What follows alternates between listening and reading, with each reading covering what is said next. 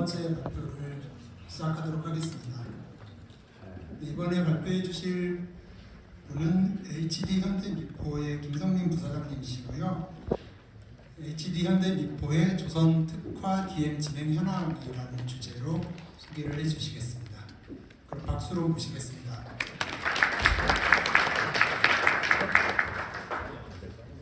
반갑습니다. HD 현대미포의 조선 특화 진행 현황을 설명하게 될 디지털 생산 혁신센터를 맡고 있는 김정민입니다. 반갑습니다.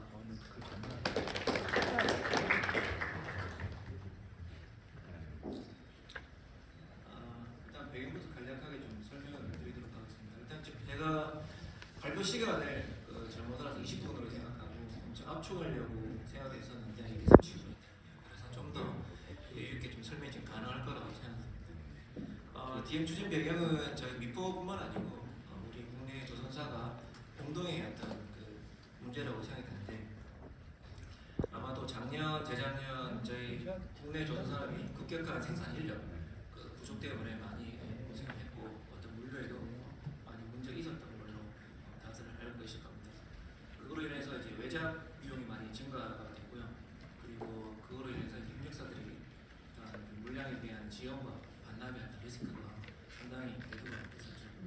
그리고 그 물량으로 인해서 그 물량에 대한 어떤 내부적인 수화가 필요하기 때문에 어떤 내재화에 대한 이슈가 또 모든 조선사가 공동으로 그런 문제에 대해서 어렵고 고민을 했었을 거고, 그리고 외국인 노동자가 단 2년 만에 상당한 수로 급격하게 증가를 했을 겁니다. 그로 인해서 이제 단기간에 외국인 노동자의 숙련도를 향상시키는 필요가 대두가 됐던 거죠. 또 저희 회사인 경우로 치면 저희 미포 같은 경우는 현대 자동차를 접하고 있거든요. 그래서 저희가 자동차 부지회를 인수를 하면서 신규 공장을 또 새로 좀 짓고 있고, 또 기존 공장에 대한 노후화된 설비에 대한 교체도 20년, 저희가 올해 50주년이거든요. 그러면서 장비 교체가 급격하게 지금 일어나고 있습니다. 그래서 저희도 작년부터 해서 이제 로봇 중심의 어떤 자동화 설비 발주가 작년, 올해 그리고 내년도 계속적으로 지금 일어날 계획이 있고요. 또 저희는 또 테크 분야에 또 많기 때문에 또 그에 대한 문제, 특히 또 저희가 신경 쓰는 게 중국과의 어떤 성과 조율에 대한 경쟁력이 나날이 이제 벌어지고 있다라는 것을 좀 심각하게 좀 받아들이고, 그런 측면에서 그 기조연설에서 저희 HP현대 유영봉 상무님께서도 비슷한 어떤 내용을 발표하셨는데, 그런 측면에서 현대중공업과 미포 그리고 사모가 설계 생산 일관화를 해야겠다라는 필요성을 갖고, 그 중에 현중과 사모는 CAD PLM을 맡아서 그리고 미포는 DM을 맡아서 일단 주행을 하고 있습니다. 미포 같은 경우는 이제 베이 사이즈가 작잖아요. 그 하나든 삼성이든 현중에 비해서.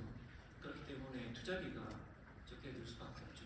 부지 사이즈도 작고 스케일이 작기 때문에 겐처리가 들어갈 거를 지금 웨펄프로 들어갈 수도 있고, 또 대신에 어떤 거기에 대한 효과는 저희는 또 배가 작아서 박판 사용률이 많죠. 그러면서 복직 작업도 더 줄일 수 있는 효과는 더 크다. 그래서 이제 미포가 투자 대비 경제성이 가장 우수하다는 경영진의 판단 하에 미포는 이제 DM을 주도적으로 진행하는 걸로 진행을 했습니다. 지금 그룹사 진행 현황인데, 아까 말씀드린 것처럼 현중과 사모가 CAD PLM, 미포가 DM을 지금 진행을 하고 있습니다. 그래서 CAD부터 PLM, DM에서 생산 자동화까지 연결되는 일관화를 추진을 하고 있습니다. 저희는 이제 DM 측면에서는 지메스와 다스와 협업을 하고 있고, 2023년부터 지메스와 GDP를 하고, 이후에 제가 맡고 있는 디지털 생산 혁신센터를 계속했고, 그 이후에 지메스와 스티어링 커뮤니티 유치원 그리고 CEO 방문 이벤트가 있었습니다. 다스와도 지금 작년 한 해 동안 3차례 POC를 진행했고요. 전략적인 MOU도 있었습니다. 저희 미포의 디지털 생산 혁신센터에 조직도거든요. 작년 같은 경우는 저희가 CAD와 PLM, DM, 오토메이션까지 연결되는 어떤 그 3개의 팀으로 운영이 되다가 지금은 이제 5개 팀으로 확대돼서 운영을 하고 있습니다. 거기에 중심은 이제 DM 추진과가 있고, 저희가 작년에 어떤 그 DM에 대한 어떤 기술적인 어떤 가능성을 봤다. 그리고 우리에게 가야 될 어떤 가능성을 점검을 했다고 하면 이제 그걸 바탕으로 현업의 전사적인 확대를 위해서 DM 추진과를 추가적으로 만들었고,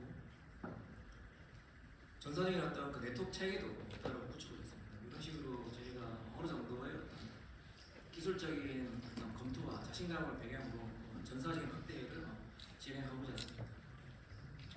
그리고 이제 HD 현대 조선 3사 그룹에서는 일간화 통합 플랫폼을 위해서 6개 국가를 나눠서 그룹사가 공동 대응을 하고 있다로 이해를 하시면 될 것 같습니다.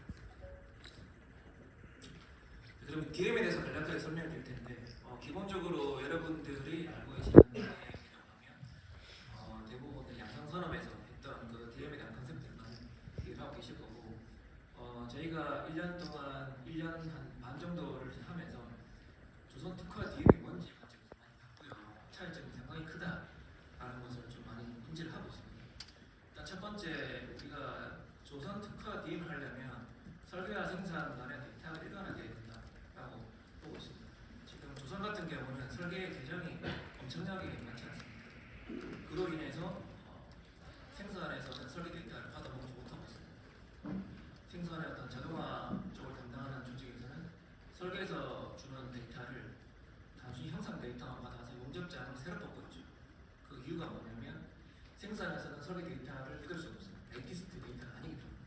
왜냐하면 계속적으로 데이터 설계 변경이 발생하기 때문에 거기에 대한 업데이트가 그 설계 변경이 된과 동시에 E봄에서 M봄, M봄에서 P봄, P봄에서 자동화 데이터까지 자동 업데이트가 되려면 거기에 대한 일관화가 돼 있어야 되거든요. 그래서 기존의 우리 CAD 체계로는 이게 불가능하다라고 이해를 하시면 될 것 같습니다. 물론 가능합니다. 어떻게 하냐? 그걸 추출하고 변환하고 또 양쪽에 그 두 개의 플랫폼 사이에 크로스 체크하고 이런 것들 하면 돼요. 근데 그런 거에 의한 어떤 비효율이라든지 훨씬 더 크기 때문에 그 현재 그 자동화 조직에서는 설계 데이터가 없더라도 할 수 있는 프로시저로 계속 바뀌고 있습니다. 그런데 저희가 봤을 때는 우리가 설계 생산으로 전달할 수 있는 데이터가 그 몇 배 이상으로 많은데도 불구하고 이제 데이터가 단절되어 있기 때문에 생산에서는 자체적으로 가고 있는 시스템으로 가고 있는 방향인 거죠. 그래서 이거는 이제 조선에서는 그 방향이 맞지 않다는 판단을 하고 있습니다. 그리고 조선에서 DM을 한다라고 하면 기존에는 프로덕트의 가상화를 기존에 많이 이야기했었죠. 결국에는 저희 선박에 대한 가상화를 지금까지 많이 했었는데 DM을 하려면 프로듀스의 가상화를 해야 됩니다. 저희가 생산하고 있는 거에 대한 가상화가 다 실행되게 되죠. 생산의 모든 것을 이제 리소스화 한다. 생산에 있는 설비들, 로봇들, 그리고 툴들, 그리고 프로세스까지 DM 플랫폼에 다 넣어야 된다고 보고 있습니다. 그리고 이제 그 가상 공간에서 그 시뮬레이션을 통해서 어떤 공정에 대한 검증과 최적화가 진행이 되고, 그리고 그 결과를 설계 정보와 검증 결과를 생산에서 바로 받아먹을 수 있게 터치업 없이 이제 그렇게 전달이 할 수 있도록 구현을 하고자 하는 거고, 그렇게 되면 설계 영역은 그 자동화 설계에서 받아먹기 직전까지가 설계 영역으로 저는 보고 있습니다. 그래서 앞으로 설계 영역은 과거에 없던 어떤 업무까지 많이 늘어날 거라고 보고 있습니다. 그리고 기타 트윈 모델을 통해서 실시간 모델링 예측이 되는 저희 했던 실제 사례를 후단 후에 간략하게 소개를 들을 수 있을 거라고 합니다. DM의 절차인데요. 이 절차는 크게 어떤 게 다르지 않습니다. 이 내용은 대부분이 또 많이 알고 계실 거고, 저희 E봄에서부터 M봄, P봄, P봄이라는 게 이제 바로 이 생산의 리소스에 대한 것들의 어떤 가상화 결과가 이제 P봄으로 들어오는 겁니다. 저 미포의 경우 보시면 용역 공장에 1베이에 판넬 라인에 소조 로봇에 그 밑에 들어가 있는 툴들까지 다 엮여 있는 거죠.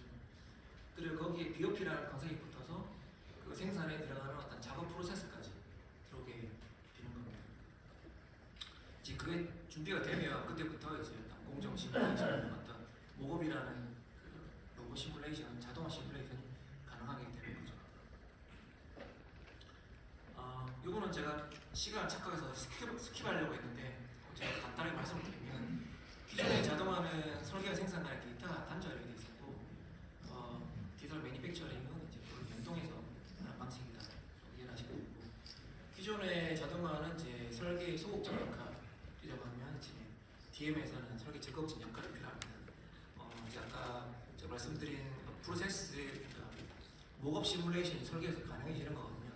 그러면 어떤 신종선이라든지 그런 것들에 대해서는 사전에 생산에 넘어가기 전에 설계에서 미리 돌려보고 문제가 될 만한 것들을 미리 개선을 하게 됩니다.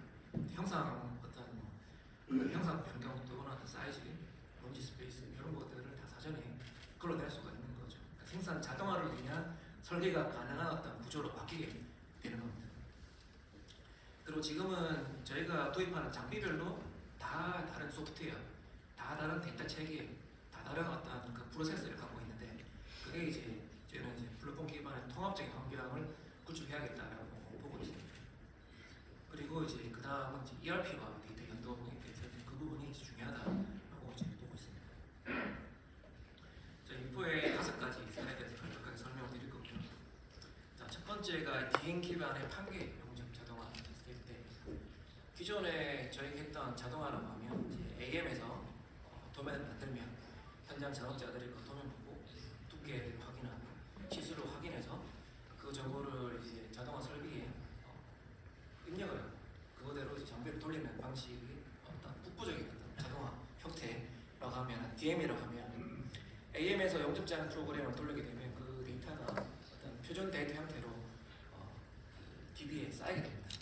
그러면 그 데이터를 기반으로 해서 현장의 어떤 작업자들은 HMI 그 펜던트를 통해서 오늘의 해야 될 그 작업 계획들을 전체적으로 리스트를 보게 되고 그걸 선택을 했을 때 거기다 해당 모델이 이렇게 뜨게 됩니다. 그 모델에서 오늘 판결해야 될 2개의 플레이트를 선택하게 되면 거기에 맞는 설계 데이터가 내려오고 거기에 맞는 용접 조건들이 자동 매칭이 돼서 바로 스타트를 누르면 실행되는 방식으로 진행됩니다. 그리고 이제 하는 게 저희가 프렌트 시뮬레이션, 공정 시뮬레이션을 통해서 만드는 결과물이고 오늘 이제 해야 될 어떤 생산 계획에 대해서 이 부분은 현재 생산에서 짜는 계획도 돌렸을 때 각 부재별 걸리는 시간을 쫙 답이 듭니다. 이 부재는 몇 분, 이 부재는 몇 분, 쫙 나옵니다. 그래서 오늘 생산 계획한 거는 몇 시간 안에 끝날 겁니다. 라는 예측 결과를 보여주고 있습니다. 그리고 그 밑에는 뭘 보여주느냐. 하지만은 우리가 최적화된 시뮬레이션으로 투입 순서를 최적화된 투입 순서를 알려줍니다. 너희가 짠 요 계획 말고 요 계획대로 부재를 투입하게 되면 그때는 각 부재가 몇 분 걸립니다. 전체가 몇 분 걸리고 그러면은 2시간을 세이브할 수 있습니다. 요 2개 결과가 현재 나오고 있습니다. 그리고 그 옆에가 이제 바로 이제 글자사는 보이는데 최적화를 눌렀을 때 결과가 나오고 있고요. 그때 결과를 이렇게 또 디테일하게 이렇게 보여주고 있습니다. 그리고 저희가 24년도에는 해외 장비에 대한 디지털 용접기 교체를 하고 순차적으로 소조와 마킹 장비 28폴 론지 용접하는 것들이 순차적으로 들어올 계획이 있고 현재 해외 장비에 대해서는 실시간으로 데이터가 수집이 되고 있다는 내용으로 이해하시면 됩니다. 두 번째로는 이제 소조 용접 로봇이고 저희가 작년에 이걸 수행하면서 팩토리에 대해서는 3D 스캔을 통해서 공장 모델을 확보했고요. 그리고 컨베이어나 크레인에 대해서는 저희가 도면을 통해서 직접 3D 모델링을 했고 거기에 들어오는 소조 용접 로봇에 대해서는 핸드 로보틱스로부터 혈액 정보가 다 들어가 있는 또 모델을 받아서 공장을 구축을 했습니다. 현재 저희 소조 로봇이 구성되어 있는 공장의 어떤 그 단면인데 저희는 소조가 캐리지와 수동이 들어가 있는 수동 라인 그리고 로봇이 들어가 있는 로봇 라인 2개가 같이 나란히 있는 형태로 되어 있어요. 그리고 저희가 공정 시뮬레이션을 통해서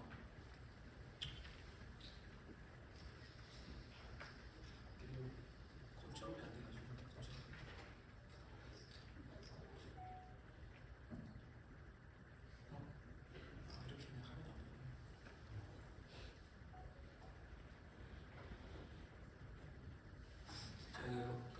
길어서 끊어서 가려고 했더니 끊을 수가 없대요.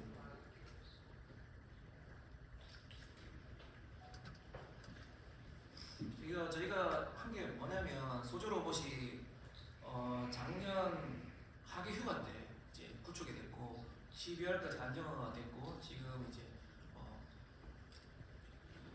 지금 구동이 지금 되고 있는 상황입니다. 그래서 그 전에 로봇과 로봇 간의 간섭, 로봇과 부재 간의 간섭, 로봇과 설계 간의 간섭들을 사전에 체크하고 그리고 이것을 통해서 설계에서는 자동화 비용적 구간을 없애기 위해서 그리고 자동화율을 확대하기 위해서 설계에 어떤 개선을 해야 되는지를 이것을 통해서 설계에서도 검토를 했던 내용입니다.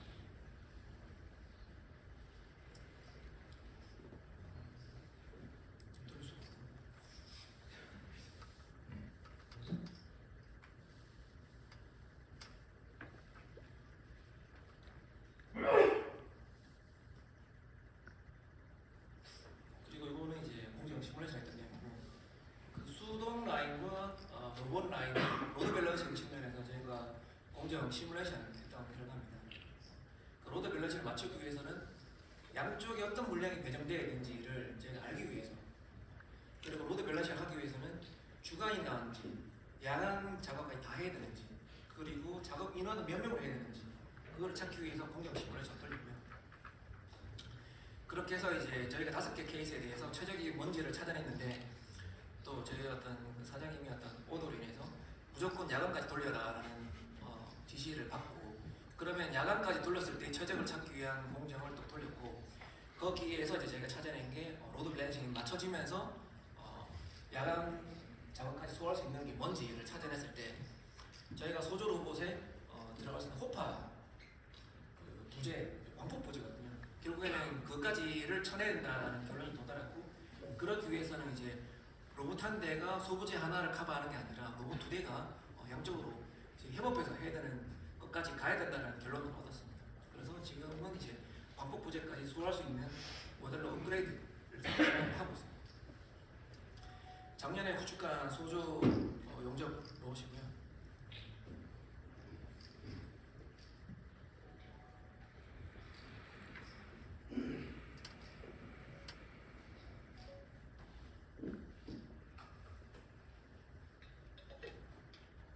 지금 시간이 어떻게 될지 몰라서 이 부분은 넘어가도록 하겠습니다.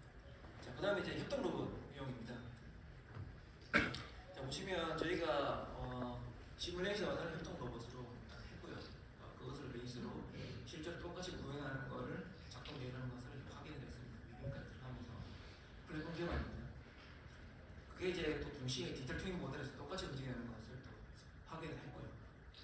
그것을 우리가 공정 시뮬레이션을 통해서 여러 개의 멀티 협동 로봇에 대한 것들이 전체적으로 한 화면에서 볼 수 있는 체계까지도 기술적으로 확인을 했습니다.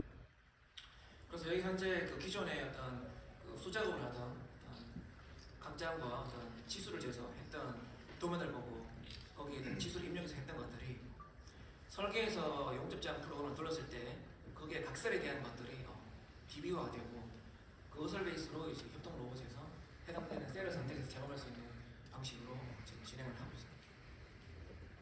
그리고 네 번째는 DM 기반 로그 자동화 시스템이고요. 이거는 저희가 어느 정도 역량이 돼서 자체적으로 그 컨셉 설계까지 했던 내용입니다. 그래서 러그 생산과 러그 재생까지 한 번에 할 수 있는 게 가장 효율적인 게 뭔지 저희가 모거 시뮬레이션을 해서 찾았고 올해 5월에 구축 예정에 있습니다. 그래서 현재 5명이 진행하는 것들을 한 명 외국인 노동자로 이제 대체할 계획이 있습니다. 이거는 이제 컨셉 디자인에서 시뮬레이션 했던 내용이고 실제로 현장에서 또 구축한 것은 여기서 또 컨셉이 조금 더 바뀌었습니다. 이거는 이제 초기 컨셉 설계할 때 내용이라고 이해를 하시면 될 것 같습니다. HB 베이스입니다. AMR을 바꿨습니다.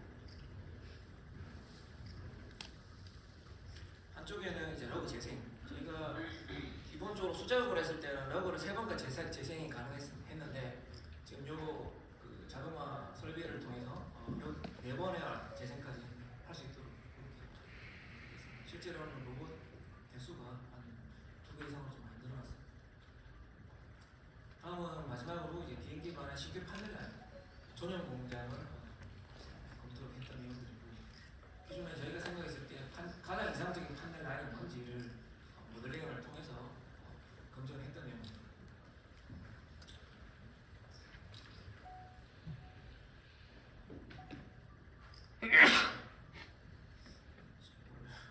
풀로 다 보여줄 의도가 아니었는데 그렇습니다. 어쨌든 그 배열부터 1차 한개 그걸 이제 턴오버해서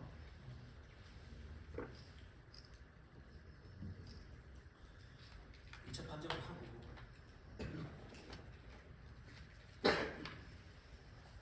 거기 런지를 배열해서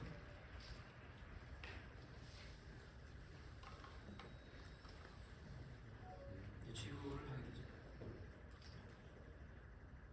거기 용접을 하게 되고, 추가적인 터치업이 있을 겁니다. 중대적으로 이제 넘어가게 됩니다. 거들어들 이런 것들.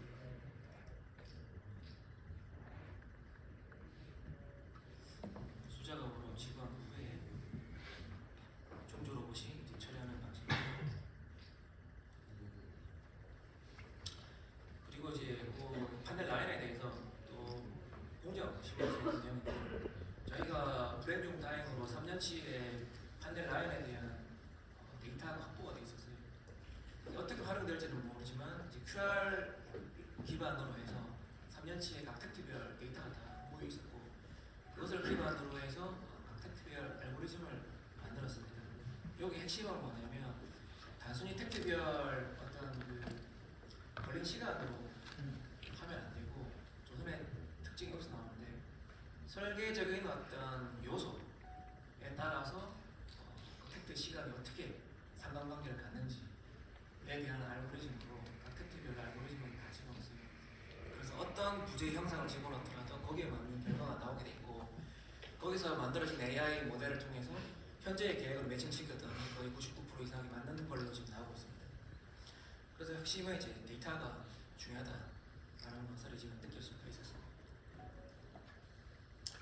자, 그래서 이제 저희가 그 신규 판넬 라인 공장에 대해서 검증을 많이 했었고, 현재 작년에 디지털 SAW 디지털 용접기를 교체했고, 올해는 디지털 마킹기 28폴 또그 론지 28폴 론지 용접까지 하게 되면 이 판넬 라인 전체가 디지털화되는 거예요. 그러면 더 이상의 어떤 수작업으로 QR 데이터를 수집하는 과정이 올해부터 없어진다고 보시면 될 것 같습니다. 이 라인에서는 디지털 라인이 된다고 지금 생각을 하고 있고, 올 연말까지 지금 준비를 하고 있습니다. 추가적으로 저희가 어떤 그 이상적인 판넬 라인을 만들어봤는데, 그것을 공정을 줄이고자 생각을 했는데, 그 줄이고자 하기 위한 어떤 좋은 방안 중에 한 개가 LG 하이브리드를 도입하면 이제 공정이 더 줄어들겠다라는 어떤 생각하에, LG 하이브리드는 그 한국과 일본을 제외한 중국과 유럽에서는 좀 많이 쓰고 있고, 벤치마킹도 갔다 와서 어느 정도 확신을 갖고 좀 추진을 했던 내용이긴 한데,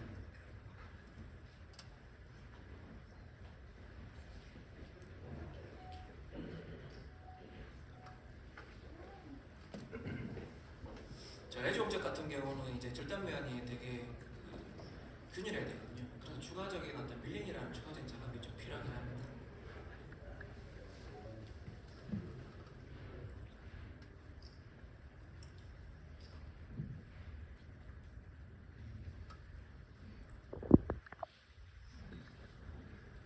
그리고 이제 그 론지가 붙을 그 자리에 이제 프라이머 제거합니다.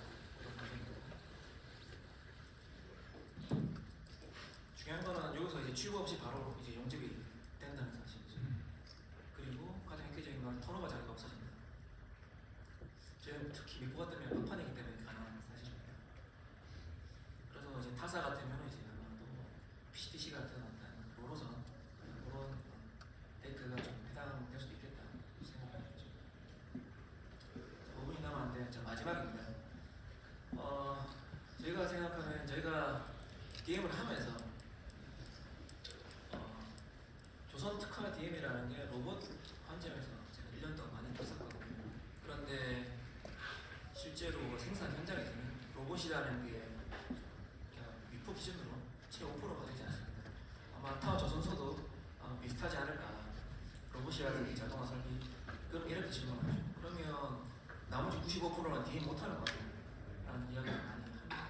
그래서 저희가 보고 있는 DM이라고 하면 프로듀스의 가상화 두 번째 DM이죠. 말씀드린 것처럼 어떤 설비와 그리고 생산 현장에서 일어났던 캐리지까지 다 포함하고 디테일 까지 다 이제 가상화해서 DM 플랫폼에 다 태울 거거든요. 거기다가 어떤 생산의 프로세스 올해 저희가 스몰 석세스가 하나 나왔는데 케이블 포설 관련해가지고 그 생산의 작업자들별로 작업 방식이 다 틀린 어떤 케이스가 있는데 이제 그 케이스에서 그 가장 효율적인 어떤 프로세스를 표준화하고 그거를 가시화했더니 이제 그거를 베이스로 그때부터 이제 사람들의 도큐멘트가 나오면서 점점점 최적화가 되고 그 베이스로 어떤 관리 프로그램의 요청들이 이렇게 막 쏟아지는 걸 보면서 이게 어떤 조선 DM의 어떤 중요한 포인트가 되겠다. 그런 성공 사례가 나오기 시작하면서 각 현업 생산 부서에서 유사한 것들이 이제 엄청나게 올라오고 있습니다. 그래서 이게 정말 중요하구나. 저희가 첫 시작은 설계 케이블 포설을 하고자 하는 사람이 연세가 많아서 퇴직을 앞두고 있는 상황에서 그걸 알고 있는 사람이 100명 넘기 때문에 이걸 어떻게 해야 될까라는 고민에서 시작된 것들이 이게 어느 정도의 반성을 찾은 것 같아요. 그래서 이런 것들이 우리가 아까 그 협의체, 우리 전사 협의체를 만들고 DM 추진과를 만들었던 게 바로 여기에 좀 포커스를 해서 이것을 끄집어내서 DM 플랫폼을 다 채워야겠다라는 게 첫 번째 추가적인 바텀업 방식이에요. 기존의 로봇 자동화 탑다운 방식이라고 하면 이거는 이제 밑에서 올라온 방식이라고 보면 되고, 그리고 세 번째가 생산 작업 툴의 디지털화. 우리 용접 데이터를 뽑아내잖아요. 이 용접장은 어떤 자동화 설비랑 자동화 설비를 하세요. 매칭되는 거지 않습니까? 우리가 현장에 수많은 어떤 자동화 장비들을 만들어놨고 지금도 국부적인 자동화를 위해서 수많은 어떤 것들이 개발되고 있는데 결국에는 이게 이 공장에서 쓰는 것들을 옆 공장에서 모르고 전체적인 또 서머리 관리가 안 되고 이러고 있는데 결국에는 설계에서 이 어떤 그 전자세 캐리지에 대한 어떤 물량들이 전체적으로 계획돼서 나오고 이 용접장이 어떻게 어떤 장비로가 매칭된다라는 것을 이제 알고리즘을 개발해서 할 수 있다고 보면 DM이 가장 어떤 중요한 포커스가 아닌가 보고 있습니다.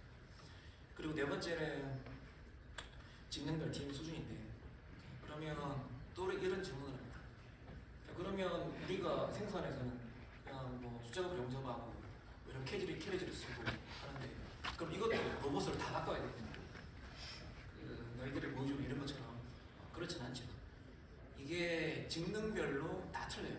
DM 수준이라는 게 어떤 거는 실시간으로 가야 되고 어떤 거는 하루 단위, 어떤 거는 뭐 반나절 단위, 어떤 건 일주일 단위로 예산을 보여줘도 되고 또 디지털 트윈도 실시간으로 다 보여줘야 되는지 아니면은 그냥 현황만 보여주면 되는 건지 이게 어떤 그 상황별로 직능별로 다 틀리거든요. 그래서 중요한 거는 모든 것을 최상위의 어떤 DM을 할 필요는 없다라고 해서 저희가 직능별로 이런 것들을 정리를 할 겁니다. 그래서 이런 것들 어떤 생산 전반적인 어떤 로드맵과 맵을 지금 그룹사 통합해서 준비 중이고 이런 것들 전반적인 어떤 DM에 대한 맵을 준비를 하고 있다고 보시면 될 것 같습니다. 그래서 이 항목들에 대해서는 좀 디테일한 내용이 있지만 어떤 시간 관계상 마지막이 제일 중요하지만 간략하게 구도로 설명을 드렸고 향후에 어떤 그